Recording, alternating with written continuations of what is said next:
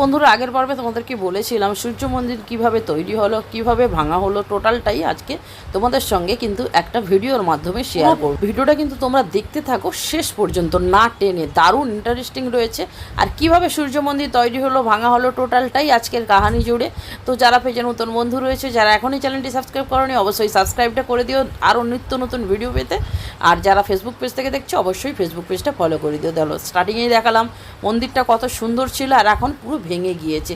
তো এই গোড়া ভাঙার কাহিনী আজকের পর্ব জুড়ে রয়েছে। তো তোমরা অবশ্যই কিন্তু ভিডিওটা টেনে টেনে দেখো না, পুরো ভিডিওটা দেখতে থাকো, তাহলেই কিন্তু জানতে পারবে কোণারকের সূর্য মন্দির কবে কিভাবে আবিষ্কৃত হয়েছিল আর কেনই বা ভেঙে গেল, আজকে এই ভগ্নাংশই বা হলো কেন, সবটাই তোমরা জানতে পারবে। তার জন্য পুরো ভিডিওটা দেখতে থাকো। দারুণ দারুণ আজকের পর্ব জুড়ে রয়েছে। তো চলো পুরো ভিডিওটা দেখতে থাকো। আশা করি আজকের ভিডিওটা তোমাদের ভালো লাগবে। আর ভিডিও ভালো লাগলে প্লিজ একটু বন্ধুদের মাঝে কিন্তু শেয়ার করে দিও। তো এই যে দেখতে পাচ্ছ, যারা নামছেন ওখান থেকে ওখান পর্যন্ত এখন কিন্তু উঠতে দেয় না, কেন দেয় না সবটাই তোমাদের সঙ্গে শেয়ার করব। আর কলসটা যেটা হচ্ছে সূর্য মন্দিরের মেন, যেটাকে নিয়েই এত সেই কলসটাই বা গেল কোথায়, সেটাই সবটাই জানতে পারবে এই পুরো ভিডিওটাতে রয়েছে।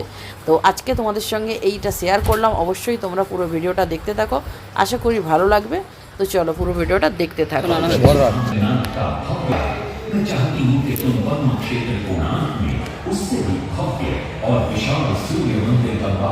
किंतु नरसिंहदेव माता से प्रति प्रश्न करते सूर्य मंदिर ही क्यों, और वो भी कोणार्क में। तब राजमाता कस्तूरी देवी बतलाती, द्वापर युग में भगवान श्री कृष्ण के पुत्र सांब बड़े ही सुंदर और सुकुमार थे। वो नारद मुनि को चिढ़ाया करते थे। एक दिन नारद मुनि ने सांब को सबक सिखाने की योजना बनाई और उन्होंने सांब की सुंदरता की प्रशंसा कर उन्हें गोपियों के साथ जल क्रीड़ा करने को उकसाया। वहीं दूसरी तरफ भगवान श्री कृष्ण को जाकर कह दिया कि सांब अपनी मां समान गोपियों के साथ जल क्रीड़ा कर रहा है। श्री कृष्ण इस बात से बहुत क्रोधित हो जाते हैं और वे सांब को श्राप दे देते हैं, जिस सुंदरता का तुम्हें अभिमान है वो तत्क्षण नष्ट हो जा। सांब को घोर हो जाता जब सांब राजमहल लौटते हैं और मां जामदेवी को ये पता चलता है कि पिता श्री कृष्ण के श्राप की वजह से सांब की ये अवस्था हुई, तो सारी रानियां क्रोधित हो जाती। नारद जी को बुलाया जाता है। वे रोग मुक्ति का उपाय बतलाते हैं।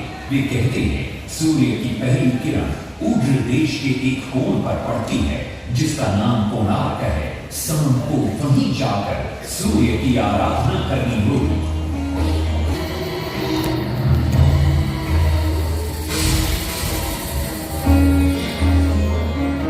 बहुत ही लंबी और कठिन यात्रा के पश्चात सांब अपने सैनिकों और सेवकों के साथ कोणार्क की चंद्रभागा नदी के तट पर पहुंचते हैं और नित्य प्रातः स्नान के बाद सूर्य की आराधना आरंभ करते हैं।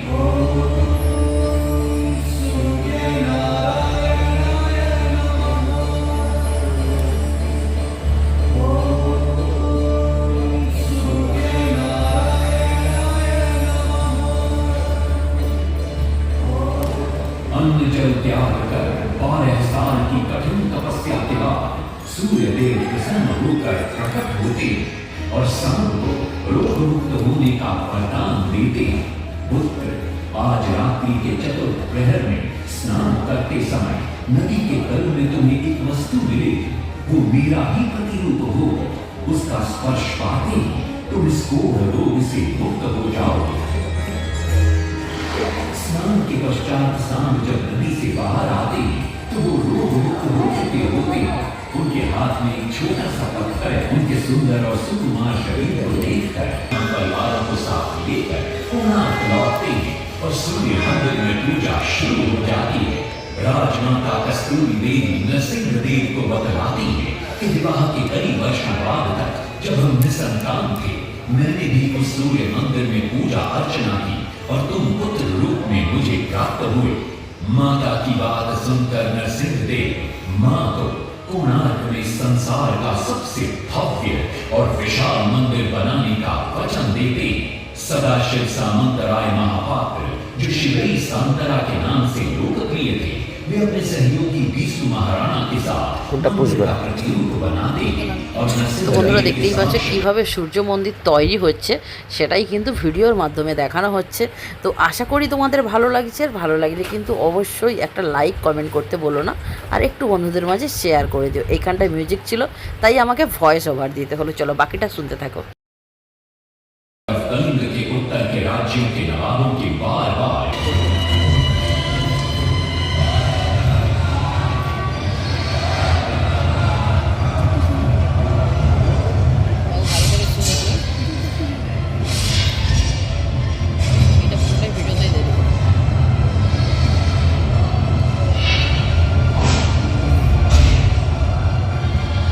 शक्तिशाली गौड़ वंग के नवाबों को भी युद्ध में परास्त कर दिया और उनसे प्राप्त सारा धन अपने कब्जे में लेकर सूर्य मंदिर के निर्माण कार्य में लगा दिया।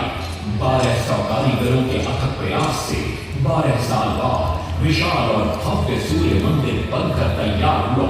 उस समय के लोगों में वास्तु शास्त्र, ज्योतिष शास्त्र और खगोल शास्त्र का जो ज्ञान था, उसे देखकर आज के बड़े बड़े वैज्ञानिक भी आश्चर्यचकित रह जाते हैं।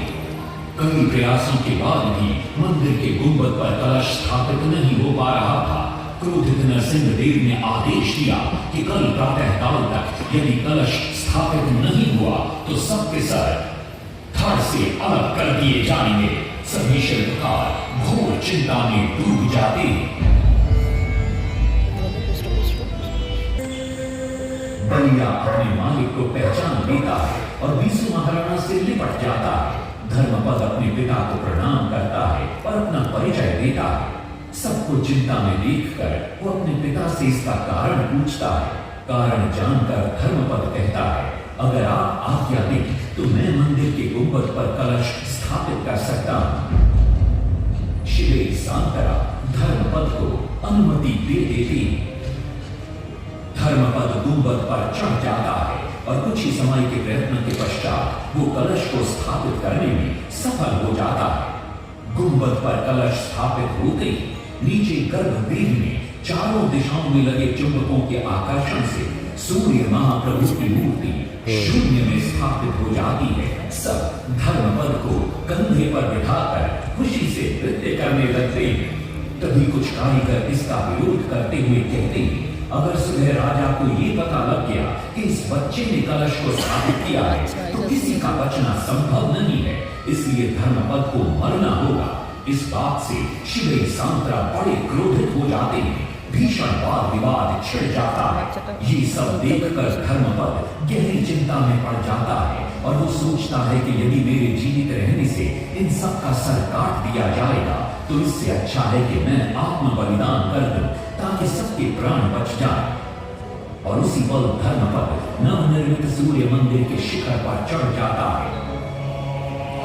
তোমরা দেখতেই পেলে যে কাজটা কোনো কারিগর করতে পারলো না, সেটা এই বাচ্চাটা কিন্তু হচ্ছে সম্ভব করে দেখালো। আর সেই জন্য কিন্তু একে আত্মহত্যা করতে হলো। কারণ হচ্ছে মানে রাজামশাই জানতে পারলে সবাইকে মানে জীবন নিয়ে নেবে, তো সেইটা ভেবেই কিন্তু বাচ্চাটা আত্মহত্যা করলো। আর তারপর কিন্তু গড়ে উঠলো সেই সূর্য মন্দির। তো দেখতেই পাচ্ছ একদম কিন্তু দারুণভাবে সেজে উঠছে সুন্দর সূর্য মন্দির। তো তোমরা অবশ্যই কিন্তু পুরো ভিডিওটা শেষ পর্যন্ত দেখতে থাকো, আরও ধামাকাদার রয়েছে। তো এখানটাতে আবার যথারীতি ভয়েস ছিল, সেই জন্য আমাকে গান ছিল, তো সেই জন্য আমাকে কিন্তু ভয়েস ওভার দিতে হলো। আর এরপরে কিন্তু আসল কাহিনিটা জানতে পারবে যে কীভাবে সূর্য মন্দিরের ভাঙন তৈরি হলো। তো এই যে দেখতে সূর্যের দেবতা, তো কিভাবে কিন্তু কলসটা লাগানোর সঙ্গে সঙ্গেই সূর্য দেবতা কিন্তু ওপর দিকে উঠে গেলেন।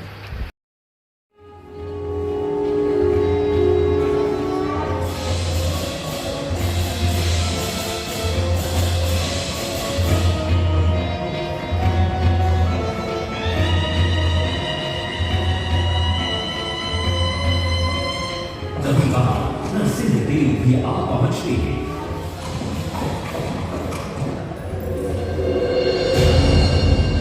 और सूर्य महाप्रभु को शून्य में स्थापित देख वे भी आनंद से भर जाते हैं और शिव सांतरा की भूरी भूरी प्रशंसा करते हैं। वो ये भी घोषणा करते हैं कि माघ शुक्ल पक्ष की सप्तमी को मंदिर की प्राण प्रतिष्ठा की जाएगी। लेकिन शिव सांतरा कहते, राजन तिथि तो अच्छी, लेकिन मंदिर की प्राण प्रतिष्ठा के लिए ये शुभ नहीं। किंतु राजा अपनी बात पर अड़ जाते श्री सांतरा को दुख होता है और कोई वाद विवाद किए बिना वे हमेशा के लिए वहां से चले जाते हैं।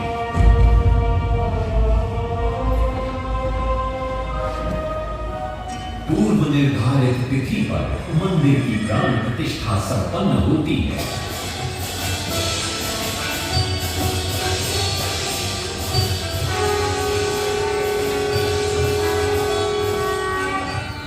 लेकिन कुछ दिनों बाद अमंगल होना शुरू हो जाता है। सबसे पहले विराट सिंह की मूर्ति नीचे आ गिरती है। तत्पश्चात मंदिर की शिलाओं का गिरना भी शुरू हो जाता है। नरसिंहदेव को अब समझ में आता है कि श्री सांतरा का कहना सही था, लेकिन देर हो चुकी थी। बहुत साल बाद मंदिर के आसपास जंगल उगा और ये मंदिर घने जंगलों के बीच छुप गया। जब अंग्रेजों ने जंगल के बीच इस मंदिर को देखा तो उन्होंने इसका पुनरुद्धार किया। आज आप उसी विशाल मंदिर के भग्नावशेष देख रहे हैं। ये है इस प्रसिद्ध मंदिर की कथा। अब इस कथा में कितनी सत्यता है और कितनी कल्पना है ये तो किसी को नहीं मालूम, लेकिन ओडिशा की जनश्रुतियों में তো বন্ধুরা দেখতেই পেলে কীভাবে ভাঙনটা ধরলো। তো রাজামশাই কথা না শোনার জন্য আজকের এই পরিণতি। তো এখন একেবারেই ভগ্নাংশ হয়ে গিয়েছে মন্দিরটাতে, কারণ মন্দিরের ভেতরে কিন্তু উঠতেই দেয় না। তো কয়েকটা সিঁড়ি মাত্র উঠতে দেয়, তো সে ভিডিও আসছে তোমাদের সঙ্গে। আর এই যে ভেতরের অডিটোরিয়াম রুমটা, তো আশা করি আজকের এই ভিডিওটা ভালো লেগেছে। অবশ্যই কিন্তু লাইক কমেন্ট শেয়ার করে দিও, আর যারা পেজে নতুন বন্ধু রয়েছে অবশ্যই চ্যানেলটা সাবস্ক্রাইব করে দিও। Bye bye.